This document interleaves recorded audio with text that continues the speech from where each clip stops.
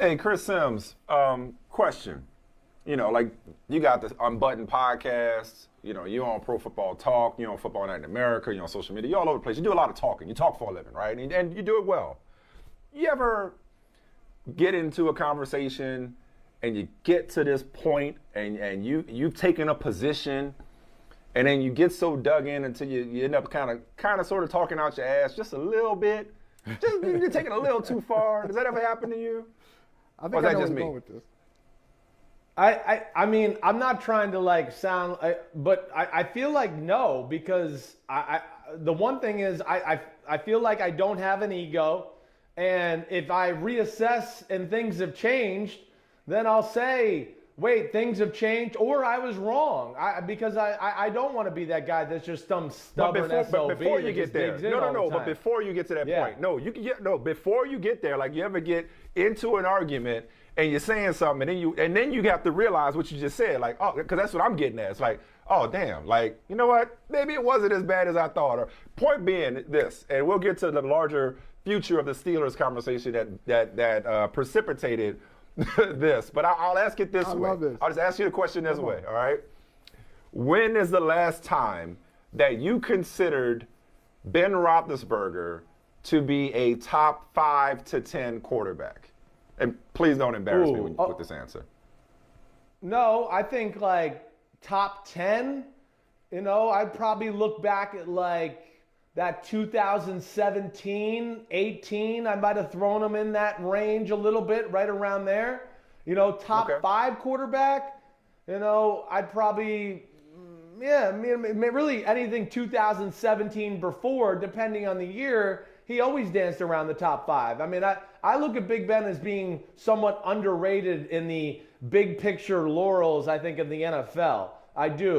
I think he's, borderline one of the 10 best quarterbacks in the history of football. I got to sit there and do my list a little bit. But if he's not in the top 10, he's not far down the list from there, at least in my opinion.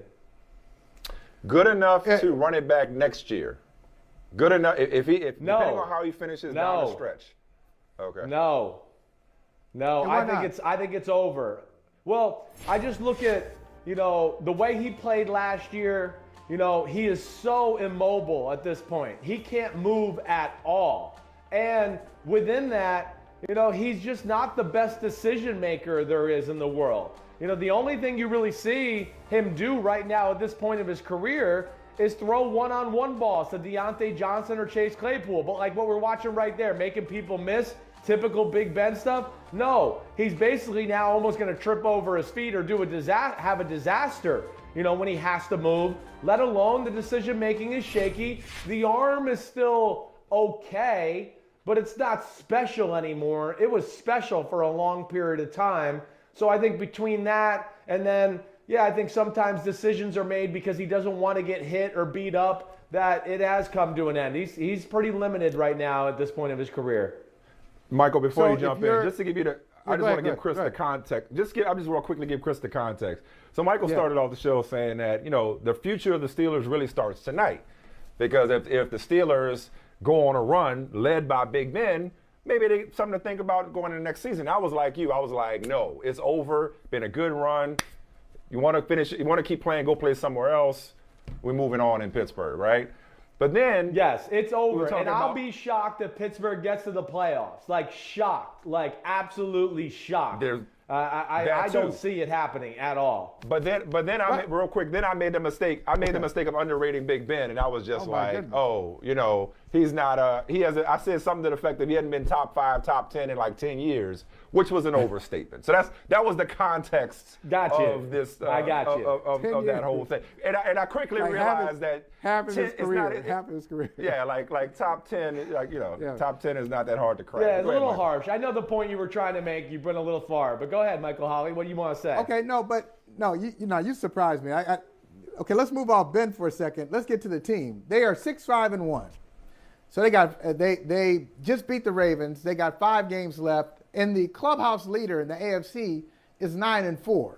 So one fewer loss than the Steelers, if you really want to break it down. The Patriots 9-4, Steelers 6-5-1. Why would you be shocked if the Steelers say finish with a 4-1 kick? right? And make the play. Why would that shock you? Well, one, Big Ben's not that good. They're not that good of a running football team. Their defense isn't very dominant. In fact, it's not good. I would say over the last 4 or 5 weeks, it's certainly a bottom 10 defense in football. And then I think I look at their schedule. I mean, listen, Pittsburgh, last week was great. I'm not sure how good Baltimore is. Again, Baltimore's 8-4, right? Am I right about that? Yeah, 8-4. That's right. I understand that, but it's one of the uglier 8-4s that I can remember here in recent history. I mean, Baltimore could easily be, 6-6 or 5-7. I mean, it's been a few miracle wins along the way. But what I look at with Pittsburgh too, so I say all of those things that you just heard me say, they can lose to anybody. Damn, they barely, they tied the Detroit Lions just a few weeks ago. But their schedule down the home stretch too, I just look at and go, I don't think it's favorable to them. I certainly think they can lose to Minnesota tonight. I'm picking the Minnesota Vikings to win. And then you got the Titans after that, the Chiefs, the Browns, the Ravens. I look at every one of those teams as being better than the Pittsburgh Steelers. I do. So that's where, again, and I don't mean to disrespect them. I respect the organization. And Tomlin, man, do I respect him. But I just don't think they got enough good players and things to go in that direction right now. Those are all excellent points. I do want to point out, though, that, and I agree with everything you said, the way you explained it.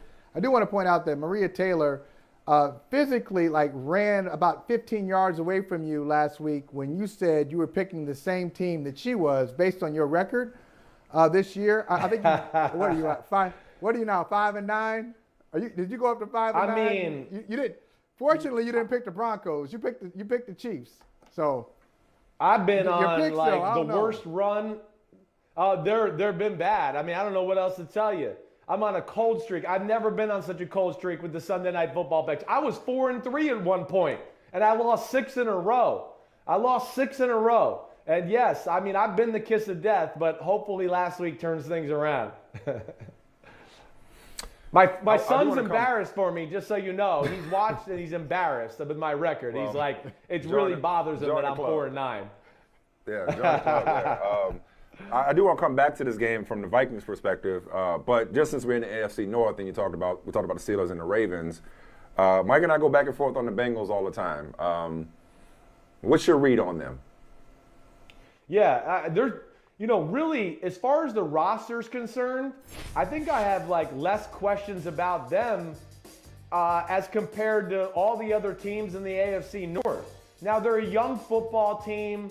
They're not really battle-tested yet. I will say, I'd probably say the weakest part of their team is offensive line, pass protection. That's been a little issue. Hey, last week, again, I came away watching the film of that game, and I know the Chargers won, but I really felt man, I like the way the Bengals played. They kind of just messed the game up. I'm not so sure they're not the better team. In fact, I made a statement on Tuesday where I think if the Bengals and Chargers played 10 times, I think the Bengals would win more of them. I think they'd win. It'd go 6-4, something like that, maybe even 7-3. But they are a young team. They're learning. And here's the one issue I guess I have with them. I like their offense, their talent. The scheme itself is creative. The defense is good. It's got good talent. I'm not going to sit here and tell you it's great talent, but it's good. It really is. I wish they weren't so basic on defense. I think that's why we've seen a few games this year where you've gone, damn, there's a lot of big plays against that Bengals defense, whether it was Aaron Rodgers or the Chargers or I'm missing another game. Of course, the Jets diced them up a little bit. But I think the Browns, when they came into town about a month ago, they made a bunch of big plays. They're a little too predictable on the defensive side of the ball. That's the only thing that really bothers me about their team. You line up as a quarterback and you kind of just look at their defense and you go, oh, they're playing cover 4. Oh, they're playing cover 2. Oh, okay, it's man-to-man here. And there's really no mental gymnastics the quarterback has to go through when you play the Bengals defense. Not great disguises. I'd like to see them blitz guy, drop a guy, do some of that stuff a little bit. You can't always be basic and just think we're going to be sound and win the game that way. Teams, when they know what you're going to do, are going to dial up some plays that I don't care how sound you are. they're going to stress the actual scheme of that coverage, and they're going to make plays. And that's the one thing that maybe bothers me more than anything about them.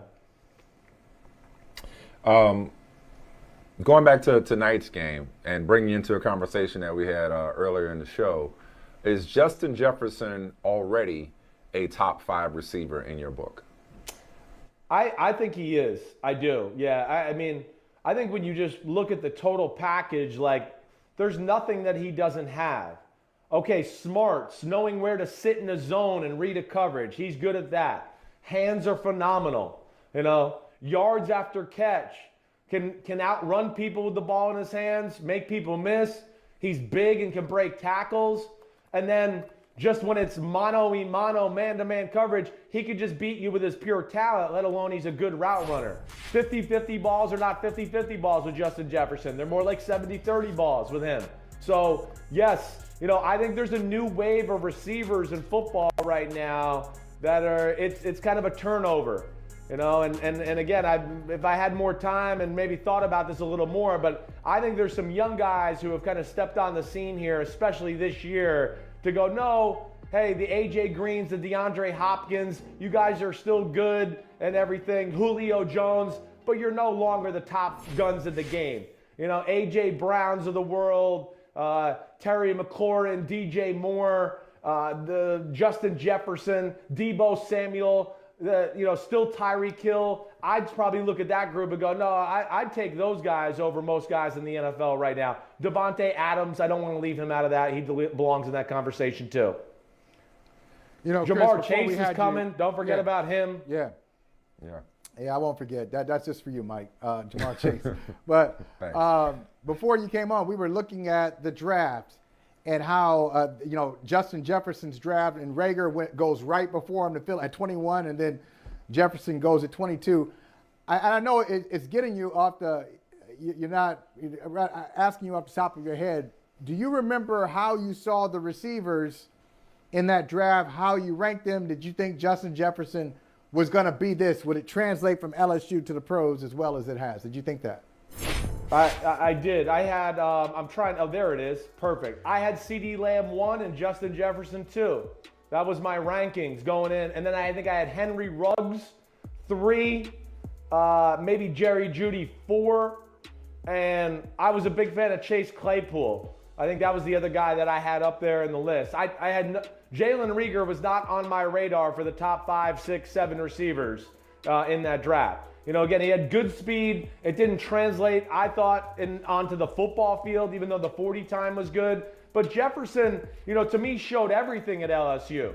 He could be the smart guy that works over the middle of the field and use physicality, but there was plenty of film of just him running by top-tier SEC corners where I went, you're going to be able to put this guy on the outside and just say, go win, go beat that guy. He can do that, let alone he can do everything else. He's got a little bit of a background of playing quarterback, so I think he really understands the game.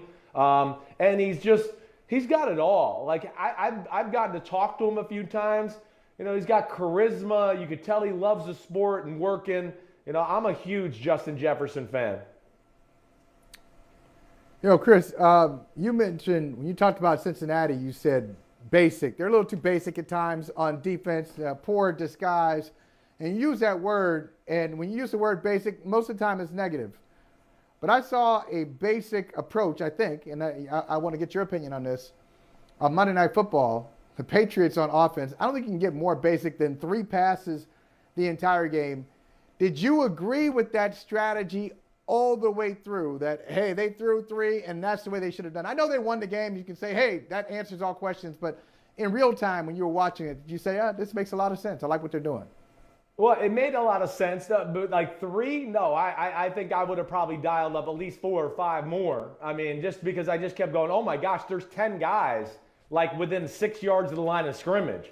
And it's a little embarrassing if you're Buffalo. You still couldn't stop the run. I mean, what would that game have looked like? Like, I know the win helped hurt Josh Allen and their offense, but what I think people are losing is what would it have looked like for Buffalo if they had to defend the pass game too? Like, no way. Trouble there. But that's like Belichick. He's the greatest game manager in the history of football. There's no doubt about it. That was old school, New York Giants. We're bigger than you. We're more physical than you. And we're just going to bring it, and we don't think you can match it. It's simple, like you said, but there's details and the little intricacies of how they do things that makes it special. And they got checks and balances. That's the other thing, too. Oh, wait, you're playing our toss game too hard? Okay, well, we got some plays now that, we'll push you out there, and you keep going out there to stop the toss game, and we'll run it up the middle. Oh, now you're stopping the C or D gap? Oh, we got, fullback trap or guard trap up the middle to get really up the middle. They have so many different ways, let alone they coach it against all defensive fronts to where they get it right as far as how you should block it. And that's where they're special. They really are. And that's why he's the greatest coach ever. And then you get into their defense where, hey, they do the basics good, to your point, Michael Holley, as always, but they have things they do on a week-to-week basis on a third down or a special scenario where you go, man, look at that. That was unbelievable. I can't believe they thought about that, or how creative was that? So, New England, Belichick, it's like watching poetry. They're amazing. And I'm really kind of rooting for them because I kind of like this old school, ugly style of football they play right now. It's bringing me back to like my childhood 80s right here. Speaking of Belichick, get you out of here on this one. Let's make it a 2-for-1. As we sit here right now, who is your front runner, or are your front runners for both Coach of the Year and MVP as we enter into Week 14? Right. Yeah. It's. How could you not put Belichick at the front of the list? Oh, easily. It's easily. him or Cliff Kingsbury. Right. I'll give Cliff Kingsbury. I go Kingsbury. Yes, I think those are the top three. I would agree with you. First off, LaFleur, can we just give him a little credit? Yes, right. Every year is a disaster, and he manages it, right? He gets to Green Bay. Oh, is he going to give Aaron Rodgers some power at the line of scrimmage to change plays? Oh no, this looks like they're not going to coexist. Oh, they go 13-3. Then they draft the quarterback. Oh crap, he's got to deal with all that. Oh, they go 13-3 again. This year, hey, trade Rodgers. Rodgers doesn't want to be there. It looks dysfunctional. Oh, here they are, 9-3, one of the best teams in the NFC. Who's got a harder job He deserves some damn credit. Yeah. And Mark Emmert, that's the toughest job in America, Mark Emmert. The head coach of the Green Bay Packers. It ain't easy. I'm kidding. Kingsbury, I'm kidding. To your point, is real, because he was on the hot seat, I think, before the year. And they're definitely, them and the Bucs, I think, are the two best teams in football. But I think Belichick, again, where a year after Brady and the Bucs win it and everybody goes, oh gosh, it must have been Brady. Like, yeah, right. Get the hell out of here with that crap. But then, I look at it and just go, all these new free agents, all these new draft picks, and here he is after a little slow start, got them all on the same page, and they're dominating the AFC. I don't know. It's a little bit like LeBron and Michael Jordan. It's like, I know you could probably give it to him most years, but this is a year I think you got to give it to him. Doing this with a rookie quarterback, come on. This is insane. We thought Buffalo was going to be the king of the division for a while. They've already relegated them to the prince. They're the prince. They're not the kings anymore. It's just amazing what he has done already. An MVP? Oh, MVP? Brady is the front runner right now. He is. I think when you take, the formula that we follow every year, who's winning, statistics and all that, who do I think is the most valuable player to their football team in football? Well, that's number 12 in Green Bay. That's number 12 in Green Bay, in my opinion. There you go. Come on. They can't move the ball if he's not playing. They can't do anything. They're incapable. Rodgers, again, it's him and Davante Adams. There's no Gronk. There's no Chris Evans, Chris Godwin. There's no Mike Evans. There's no overpowering run game. It's not a Super Bowl defense in Green Bay. I know it's better this year. It's pretty good. It's a good run game. They certainly got to respect it. I don't mean to disrespect it. You're right, Michael Smith. Keep me on it. But, after Davante Adams, right, his second leading receiver is Aaron Jones. I mean, I just think that says it all. It just says it all. Yeah. You know, he's second in targets. So to me, like the meaning of MVP and who's the most important to their team, you know, I think Aaron Rodgers is that guy, but Brady's going to win it if things stay status quo as they are now. I was about to say, let's just go ahead and, you know, get ready for Brady MVP, Belichick Coach of the Year, and Bucks Patriots in the Super Bowl. Week 4. Oh, that'd be awesome. I would love that. Yeah. All right, Chris Sims, we love you, brother. We appreciate it. Thank you so much. Yeah, man. Enjoy the weekend. Peace out. Enjoy your off day. I think you're going to pick Green Bay, right? You're going to pick Green Bay Sunday night, get a win? Yes, I'm definitely picking Green Bay. No doubt about it. Yep, I'm on record. Yeah. Thanks a lot. All right, have fun this weekend. Do some drinky, smoky. Have some fun. See you later. Hey, we will. All right, bro. Be good. I may see you sooner than you think, Chris Sims. Hit me up.